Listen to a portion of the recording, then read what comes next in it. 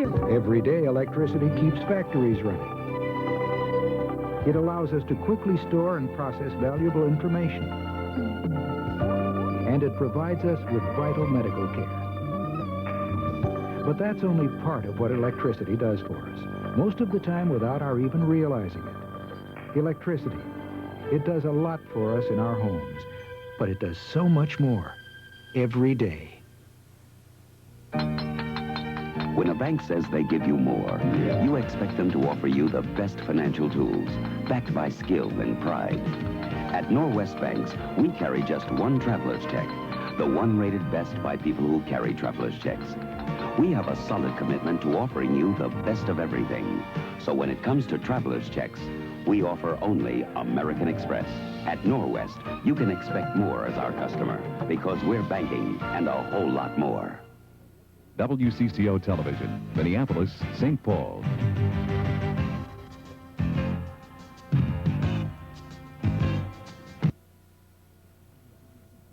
Two very special young people and their struggle to overcome medical problems topped this August 15th, 5 p.m. report. One is Ashley Bailey, whose family celebrated her first birthday today. That's a big occasion for any family, but one of special significance in this case.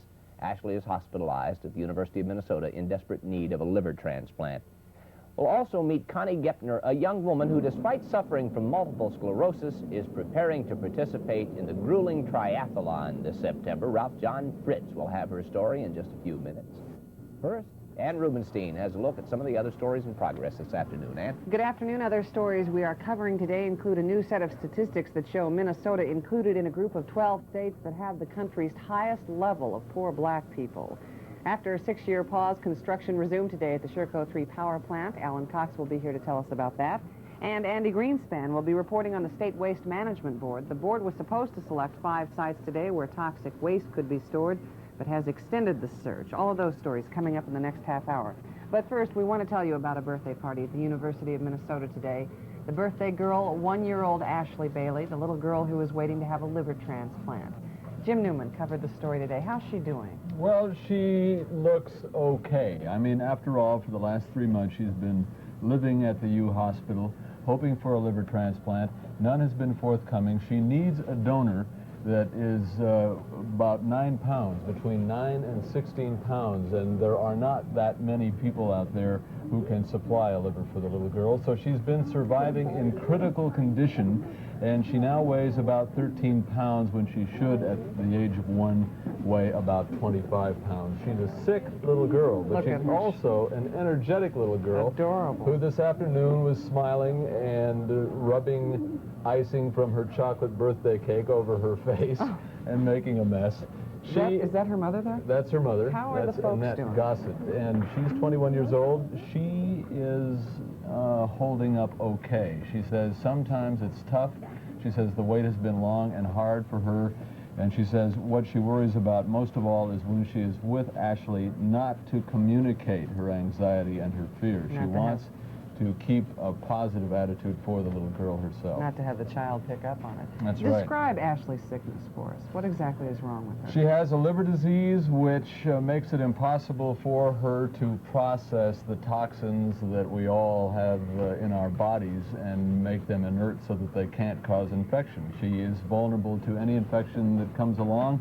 She is connected to a machine which feeds her full of antibiotics all the time and special nutrients as well in an attempt to fight off anything that might come her way. But in fact, she's extremely vulnerable.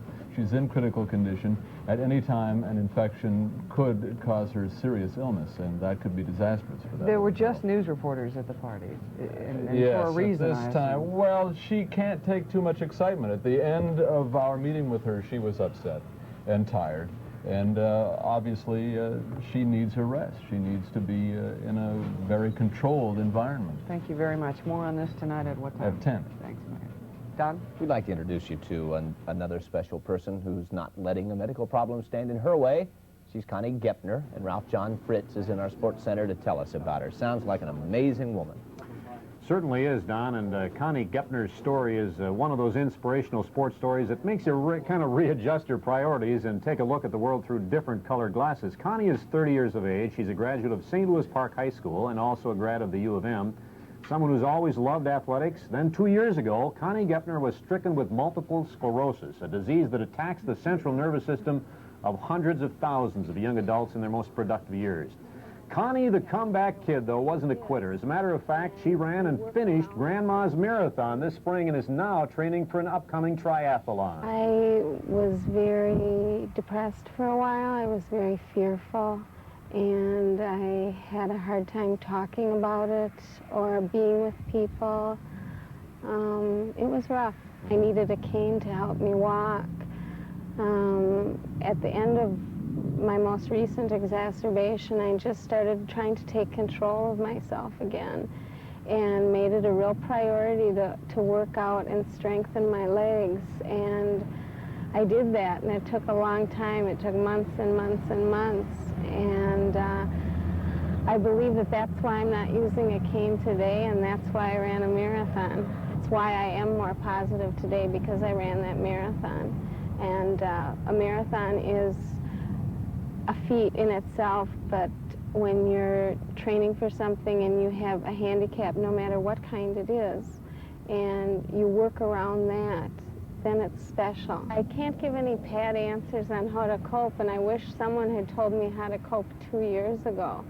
I think it's a hard thing to take control of your own life and not depend on doctors and advice of other people, and just know what's best for you.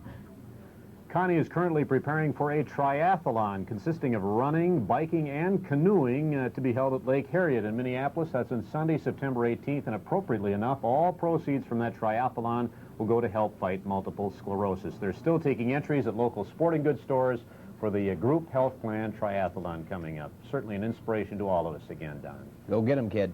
Okay. An effort was launched today to get the Minnesota Gophers back into Memorial Stadium. Barb Brown is live at the stadium to tell us what's behind this movement and why. Now, wait, it took us a long time to get them into the dome, Barbara. Well, Dan, a group of season ticket holders and alumni have formed the University of Minnesota Memorial Stadium Committee. And committee members say they weren't asked in the first place whether the Gophers should move from here to the Metrodome, but they agreed to give the Gophers 1 year there and see what they thought of it. Well, they didn't like it, and they want the Gophers back here when their 3-year contract is up. That's 2 seasons away from now. But athletic director Paul Giel says it's likely the Gophers will sign for 27 more years in the Dome at that point. He says the university had no choice, that it couldn't raise the $10 to $15 million needed to refurbish Memorial Stadium, especially when the Dome is available 1 mile away. And he says the Dome is a good recruiting point. Now, those who want to return the Gophers here dispute the Dome's recruiting value. They say they'd work to help raise the money needed to refurbish this stadium. And though attendance at Gopher games was up an average of 16,000 per game last year at the Dome, they say that's because of the NFL strike and the novelty of the Gophers playing in the Dome.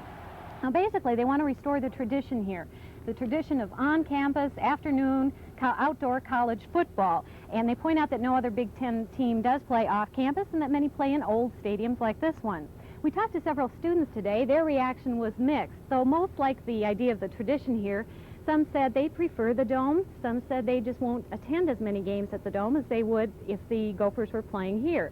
Now, the committee is going to be holding several rallies to culminate on October 15th, which is homecoming day. And they say they won't quit their fight if they find the majority is behind them, and they think they're going to find the majority behind them. Back to you. Are you saying that if they get the $15 million it takes to refurbish Memorial Stadium, then all of the sudden the Gophers will be playing back in that auditorium, or that stadium, rather? Don, they don't know if they can raise the money. They would help try.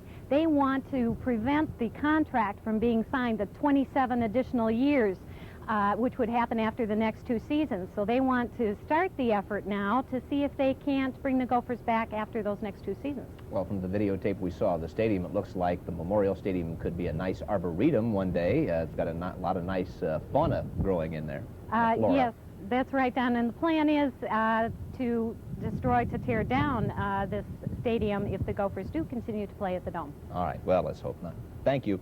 Authorities are still trying to figure out how much fuel leaked into a sewer when a tanker truck tipped over this morning on the crosstown near 46th Street. The accident caused a massive traffic jam for several hours. Police say the driver of the truck, Kent Olson, took a curve too fast and rolled over the median into the eastbound lane. Olson is reported in good condition at Fairview Southdale Hospital, where he's recovering from leg injuries. Police estimate that 5,000 gallons of fuel spilled from that truck. It is 8 minutes, almost 9 minutes past the hour. Time now to check on Dale Dobish. Well, it's been a long time since I've talked to you, Captain Dale. Welcome back, or welcome me back to the show, one or the other. Okay, well, let's do both, Don. I'm back today after a week of taking it easy, trying to catch some fish, and, well, it's nice to be back, although you mentioned the truck story there with some problems on your previous story. We still have some problems out here. This is 35E down north of downtown St. Paul. They're headed southbound, looking south. You can see some stalls sitting around down. What happened is a truck a little earlier came up here, filled part of its load, and created a massive traffic jam on northbound 35E. Also still have a problem out southbound 35W, the crosstown area. Also, the crosstown and Highway 55 signal lights out there due to some power problems, and they're having some real traffic problems down. So right now, I guess the word around most of the metro area is slow-moving traffic. So with kind of a pretty shot of St. Paul in the background there, we'll be back to you a little bit later. All right. Thank you very much, Dale. Nice to have you back. It's 9 minutes, 10 minutes after the hour. The Monday 5 will continue in just a moment. Hello. Lynn, it's Harold. I'm calling long distance. What time is it? 2 a.m. your time, sleepyhead. 2 a.m.? Oh, you wouldn't believe the money I saved by calling after 11 p.m. Really? For sure. I could save you even more money, Harold. Baby. To save 5 to 50% on long distance before as well as after 11 p.m., call MCI and stop talking in someone else's sleep. Friday, August 19th, the Minnesota Vikings take on the Seattle Seahawks in preseason football, live from the Kingdome. I'm Ralph John Fritz. Mark Rosen and I will be in Seattle, teaming up with former Viking star Ahmad Rashad to bring you all the game action live. The Vikings and Seattle, live from the Kingdome, Friday, August 19th, beginning at 9:30. An exclusive presentation of WCCO Television Sports. The Midwest has earned an unpleasant distinction from the United States Census Bureau. Minnesota and Wisconsin are among 12 Midwestern states that have the country's highest number of poor black people. The poverty level among blacks in those states is 39.8%. The figures represent the first time the Midwest has surpassed the South in the number of blacks living below the poverty level. Mayor Don Fraser unveiled a $362 million operating budget for Minneapolis today, one that called for no layoffs or new taxes. Aldermen liked that portion of Fraser's proposal, as well as the expenditure of almost $1 million to promote tourism in the city. The disagreement, though, centered on the mayor's plan to spend another $1 million to help disadvantaged youth find jobs. Too expensive, said some aldermen, and better left to the school board. There was also opposition surrounding Fraser's proposal to close a fire station and a branch library. Dave Nimmer is preparing a full report on Fraser's budget plan for tonight's 6 p.m. report. Don? Look forward to that. The stock market made up some ground that it lost last week. The Dow Jones Industrial Average gained more than 10 points, closing at 1,193.50. More than 83 million shares were traded. Another business news, AT&T and its 3 striking unions will sit down for negotiations tomorrow for the first time since the unions went on strike 9 days ago. A company spokesman says the two sides are still very far apart. The search continues for a place in Minnesota to dispose of hazardous wastes. The State Waste Management Board has been meeting all day trying to come up with a potential site. Andy Greenspan is live at the state office building in St. Paul. Have they made any decisions as yet, or should we expect any decisions soon? Well, there has been a slight change of plans, Don. I've got to keep it down. As you see, the board's been meeting for about the past 5 or 6 hours behind me. It's been considering 18 bedrock sites around the state for hazardous waste storage. What it's decided to do is drop 9 of those sites for geological reasons. Now, as of tonight, it was expected to come up with 5 final sites for more specific final study, more detailed analysis expected on those sites. It's decided not to do that and, in fact, expand its search for more sites on public lands outside of a 125-mile radius of the Twin Cities. And that search should take several weeks, so those final 5 won't be up for consideration for several weeks. What we're looking at now are graphs of this somewhat unique process for storing hazardous waste. What would be done essentially is mine-like structures would be formed, and the hazardous waste would be funneled down through these mines and stored in chambers up to 1,000 feet below the surface. It is important to remember that there are two other methods being considered for storage of hazardous waste. One is an above-ground storage facility, another is a secure landfill facility, and a final decision on one of those three possible methods of storage isn't expected until early 1986. That looks like a very, very expensive proposition that they're undertaking to build those underground haulage ways. Have we heard any figures yet? No, Don, frankly, I haven't heard any figures, but it's obviously a very intricate proposition. And I'm sure once the Pollution Control Agency, which is expected to begin considering the hazardous waste storage issue fairly soon, gets into it, we might get a more definitive understanding of how much it's really going to cost. Everybody, it seems, who lives in an area that is under consideration for one of those hazardous waste disposal sites certainly opposes it, but one that seems to be almost universally opposed is a suggestion that there is some suitability in the area around the BWCA, one of the most beautiful parts of the state, perhaps anywhere in the world, those sites are also being considered. Did you hear anything today about the further consideration of that area? I haven't heard any more about consideration of that area, but there are many citizens here protesting the placing of this hazardous waste, potential placing of any hazardous waste site in their area.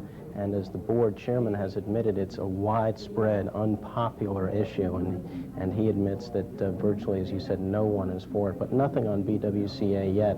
Some citizens who live along the Minnesota River are expected to be here early this evening to continue their protests on the issue. All right, Andy, thank you. Very good report. It's 15 minutes after the hour, and weather forecast is just ahead on the Monday 5.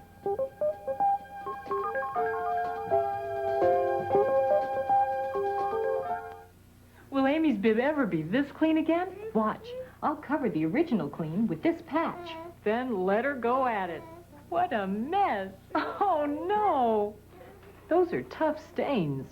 Now I'll use spray and wash. It's specially formulated to break up tough stains. The results? Look, my spray and wash brought Amy's bib back to the original clean. Get your family's clothes back to the original clean. Get spray and wash. I wish I was the older brother. You do squirt. Then I'd have your day with Kathy, and you'd have to go to bed. Let's switch. Okay. First, you brush with Colgate, young man. I like that cool taste. Me too, and Colgate helps fight cavities. With MFP fluoride. That's right. The maximum fluoride protection a toothpaste can give. And it tastes great. There's my date. Oh, no, you don't. Colgate Regular and Winter Fresh Gel. Two great tastes, maximum fluoride protection. When you consider the armed forces of the United States, which branch is the smallest? With a standing strength of 186,000 men and women, the Marine Corps. However, the Marines are the most visible of the services, whether they perform in the President's own band or guard American embassies in 100 countries.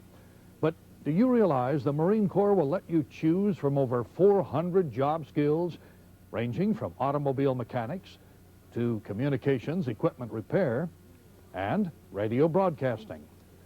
The Marines prepare men and women for success in future life, either in the Marine Corps or in pursuit of a civilian career. For more information, call this number, 725-2955, the United States Marine Corps. This is John Gallus with Career Network Report.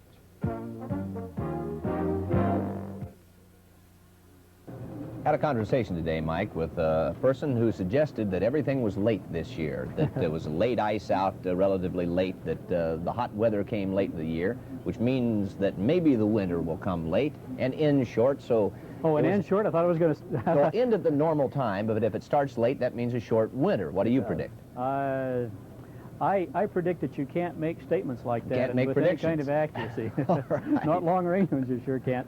Satellite picture showed some interesting things. We had a band of clouds out to the west of us earlier this morning. Those moved across us, and for the most part, that's about all anybody here in the metropolitan area experienced, was just a little bit of clouds build up and moving across us. But there were some areas that were experiencing some showers, even some thunderstorm activity. Little showers forming along the river up north of the Twin Cities, moving down through Anoka and parts of Ramsey County, and then east of us over into Wisconsin, where right now a very heavy thunderstorm cell is located in Pierce County. We've had reports of some golf ball size hail over in that area. We've had no warnings issued, but whenever you get golf balls that size, those are very dangerous, and if those conditions are occurring where you are, take some cover, okay, and don't put yourself in any jeopardy. It's been a hot day. Humidity certainly increased. Our dew point was up in the mid to upper 60s throughout much of the afternoon. We're 92 right now with a big area of 90s all over the southern part of the state and down into Iowa and parts of North and South Dakota. The only cool spot, relatively cool anyway, up at Hibbing with 84 degrees right now. Our satellite picture does show most of the clouds having moved east of us over into Wisconsin from that first little disturbance. There are more clouds, though, coming around a big area of high pressure out in the Dakotas. Right now, it looks like the best timing on that would be sometime here tomorrow night, or at least tomorrow afternoon, for a renewal of some shower and thunderstorm activity, and still some early evening thunderstorms and showers in the northern suburbs.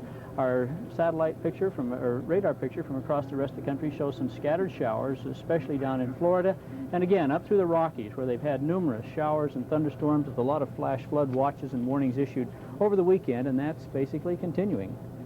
Our forecast map for tomorrow indicates that little front right over the top of us. That's part of the reason why we'll continue to have some shower and thunderstorms, and maybe even some early morning fog, and it's still going to stay rainy and thunderstormy out in the Rockies as well.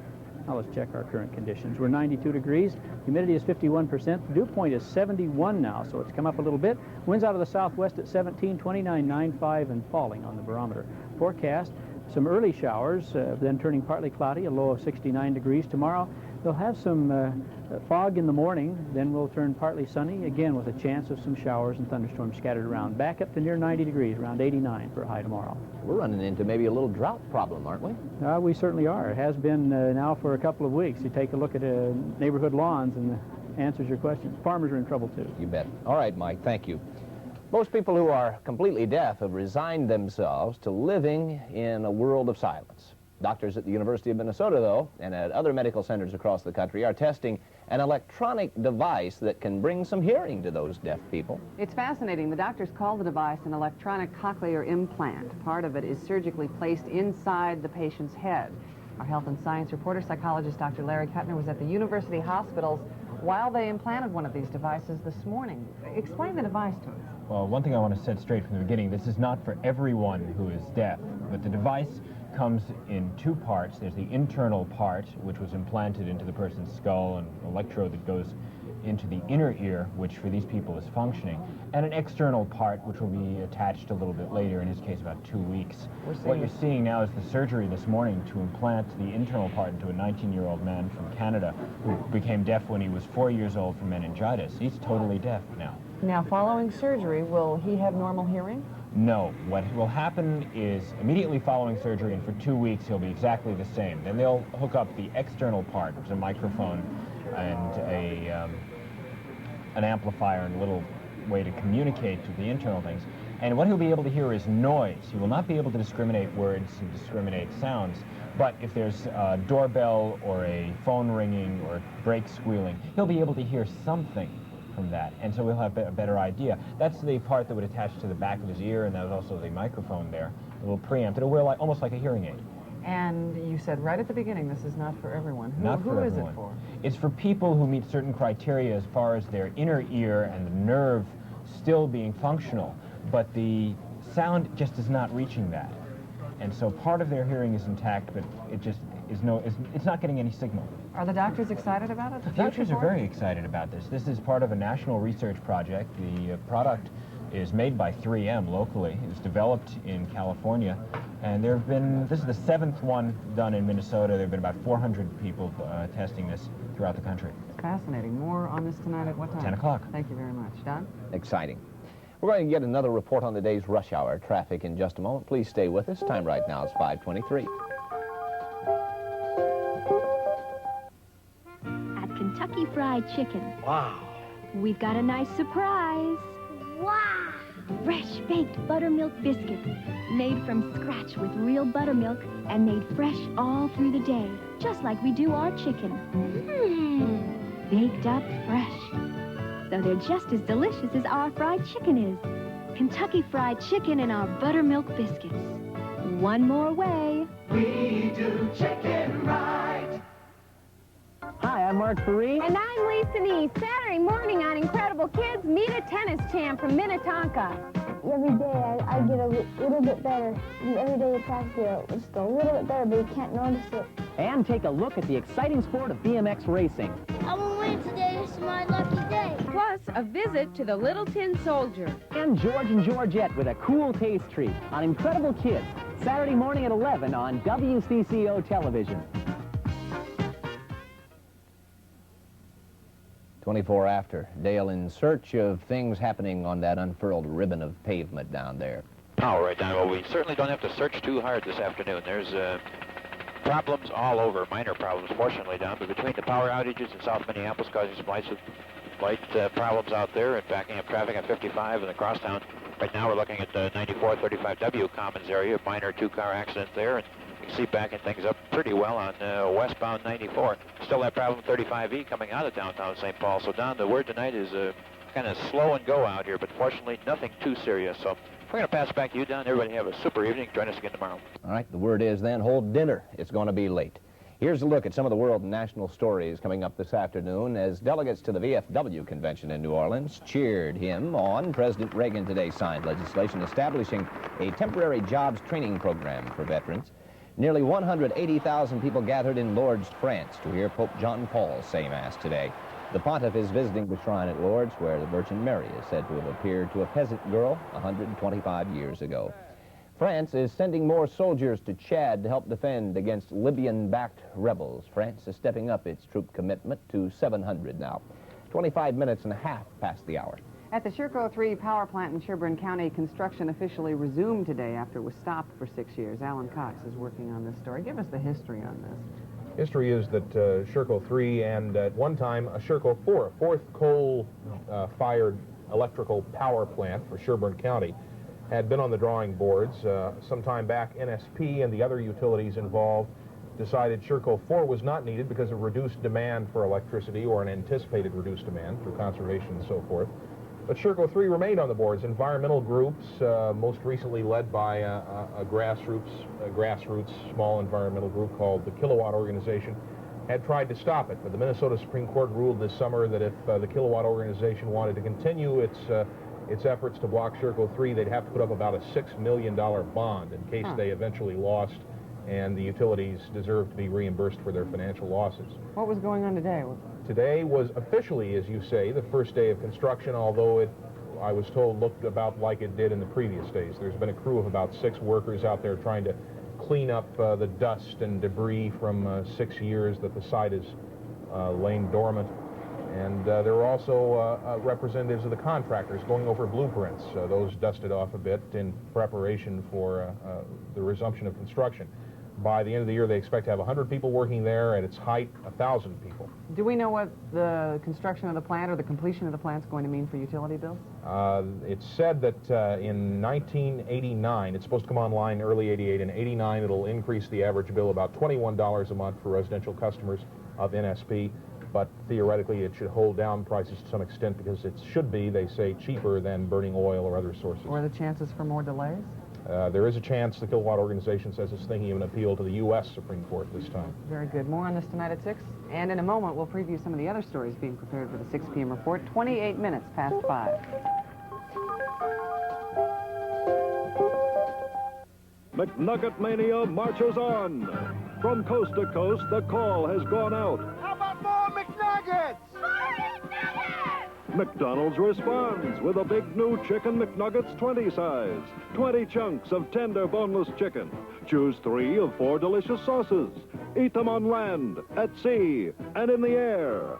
Chicken McNuggets have changed the face of chicken loving in America. McNuggets, McDonald's and you. Ethel's Medicare supplement gave her bad news, a big rate increase. And what did Senior Care give you? Good news. Senior Care costs no more than last year. Bad news about Medicare. What about senior care? Oh, that's good news.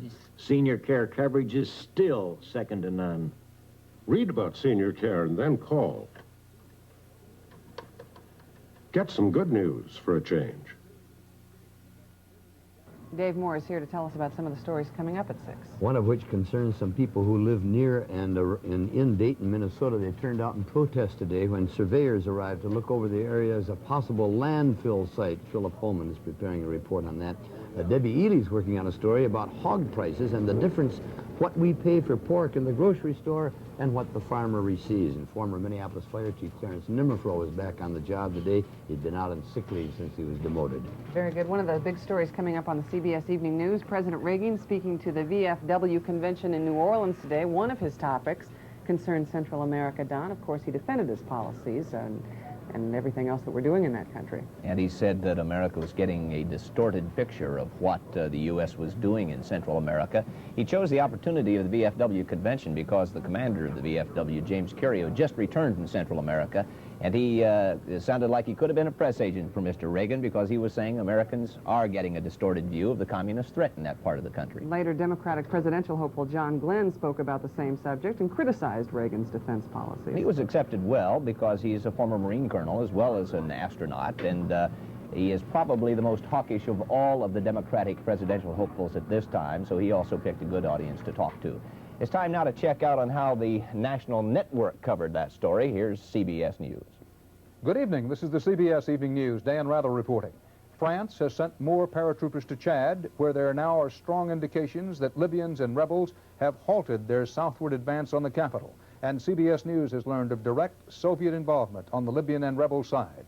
We have reports from Don